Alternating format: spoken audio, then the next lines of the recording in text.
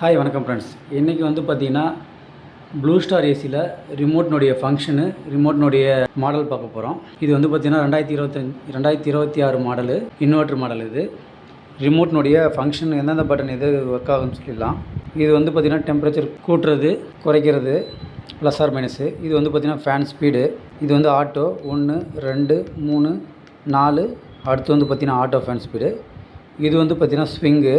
இதை ப்ரெஸ் பண்ணிட்டீங்கன்னா ஆசிலேஷன் வந்து பார்த்திங்கன்னா மேலே கீழே போயிட்டு வரும். பார்த்திங்கன்னா தெரியும் பாருங்கள், ஸ்விங் அப் அண்ட் டவுன் ஆகுது பாருங்கள். இதுக்கான ஆப்ஷன் அது.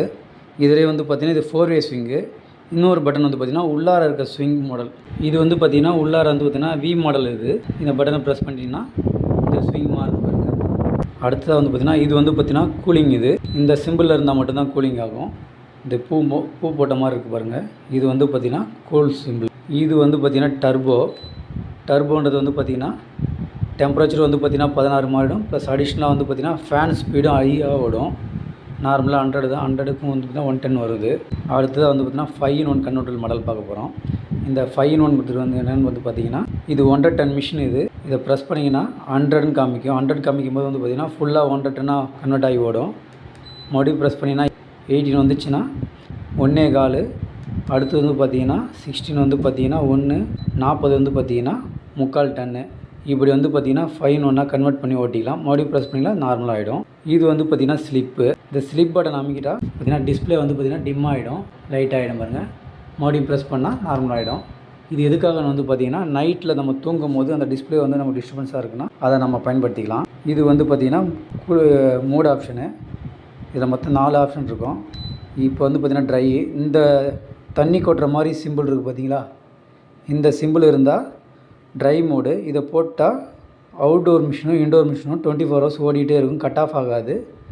தண்ணி வந்து பார்த்திங்கன்னா வெளியில் போயிட்டே இருக்கும். அதுக்காக வந்து பார்த்திங்கன்னா ட்ரை மோடு. இது வந்து பார்த்திங்கன்னா ஃபேன் மோடு. இதை போட்டிங்கன்னா அவுட்டோர் மட்டும் வந்து பார்த்திங்கன்னா ஆன் ஆகாது, உள்ளே இருக்க ஃபேன் மட்டும்தான் ஓடிக்கிட்டே இருக்கும்.